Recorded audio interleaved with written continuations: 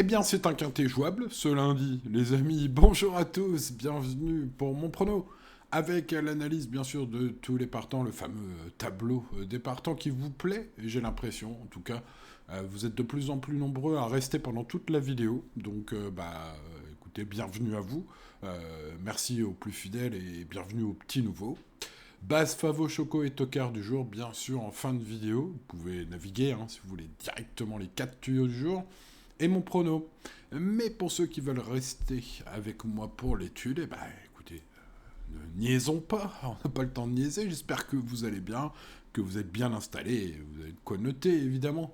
Les infos sur ces 15 chevaux, commençons, allez, avec la moins riche, Cosmea, le numéro 1. Alors, on ne connaît pas grand-chose de Cosmea, cette jument, puisqu'il n'y a que des juments aujourd'hui, de 5 ans. Dans cette course qui se déroule sur 2700 mètres, ça change, on a eu du 2100 mètres 3-4 fois de suite, là, Vincennes. Donc c'est à Vincennes toujours, mais sur longue distance, départ volté. Alors pour ce genre de chevaux étrangers, c'est toujours une grosse question. Alors je suis allé fouiller, vous me connaissez, Wolfgang Nivdjic a parlé à la presse sur Equidia et en substance, voici ce qu'il pense. D'après mon interprétation, bien sûr, de son interview qui appartient à Equidia, il pense que le départ volté et la longue distance vont lui aller comme un gant. Voilà, ce sont ses pensées, j'ai envie de dire. C'est rassurant. Alors, dans un tel lot, je pense que pour une place, ce serait déjà bien. C'est plutôt un cheval à mettre en bout de combinaison. On n'est pas sur un cheval très riche, pratiquement 3 fois moins de gains que les plus riches aujourd'hui. Bon, alors on me dirait pour les étrangers qui courent comme ça dans le nord de l'Europe, c'est pas forcément non plus significatif, c'est vrai. Enfin bon, même si on double ses gains, on arrive quand même parmi les 5-6 premières. Donc voilà. Et puis chose aussi que j'ai lu sur Génie, attention à Cosmea à un engagement beaucoup plus favorable la prochaine fois, plus fermé en gain.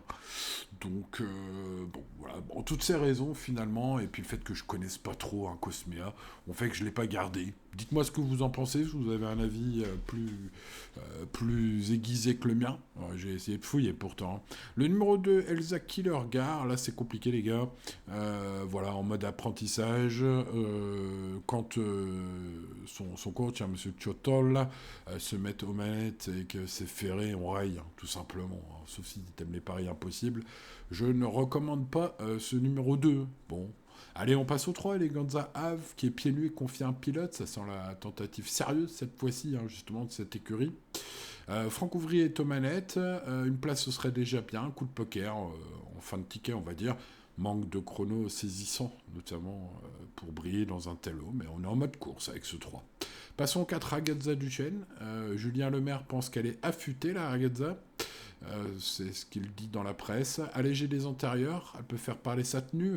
C'est une jument qui sera très bien sur le parcours du jour, qui a des chronos canons, des lignes.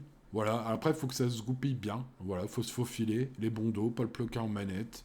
Dans un jeu logique, ce 4, ça se garde. Passons au numéro 5, Key of Love. Attention, elle monte en puissance.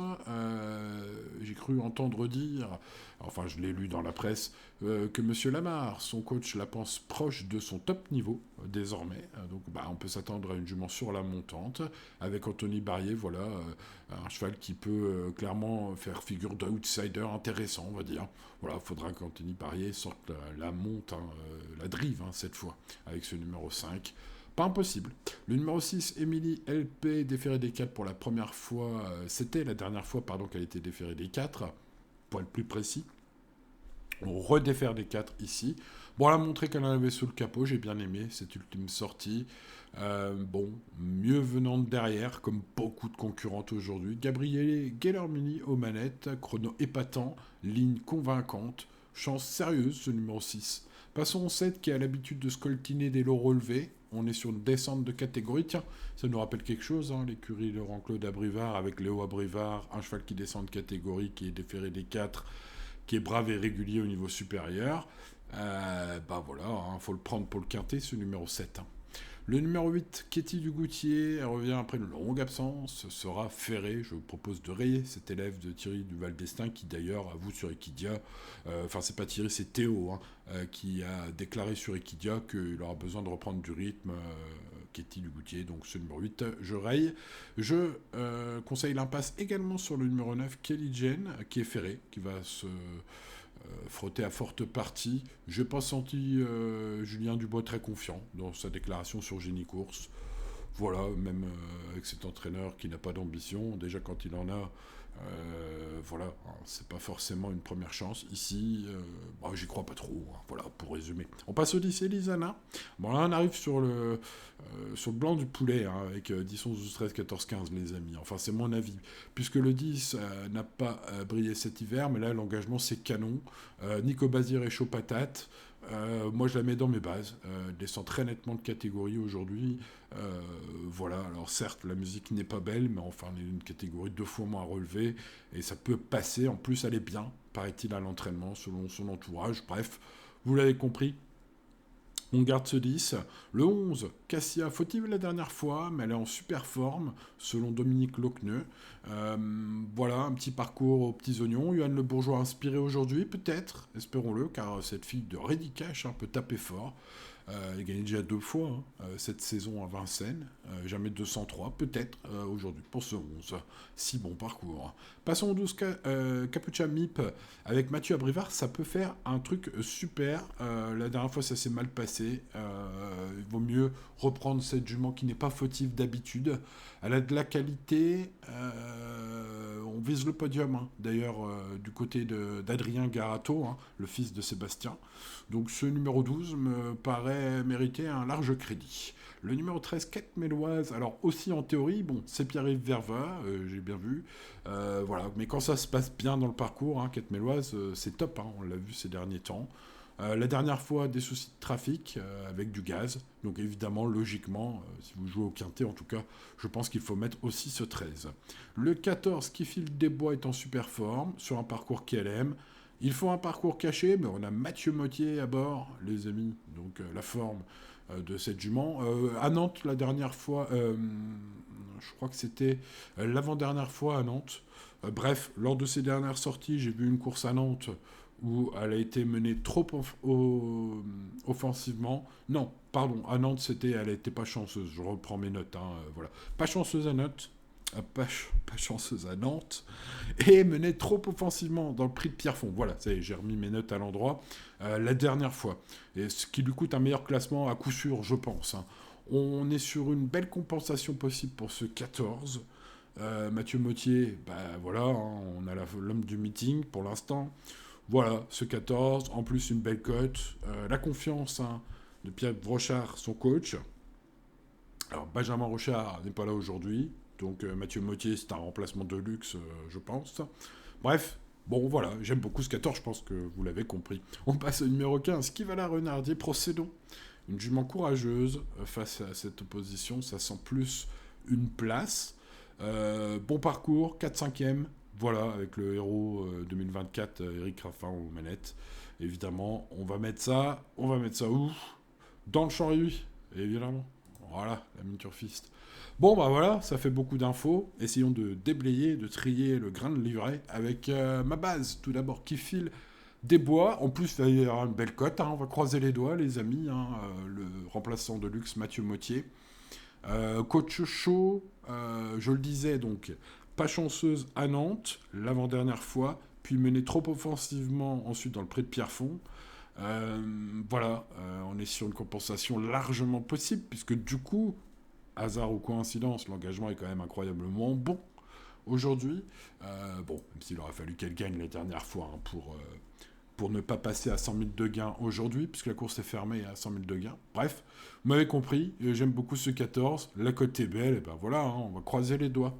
Le numéro 10 mérite un très large crédit. Nicolas Bazir est chaud.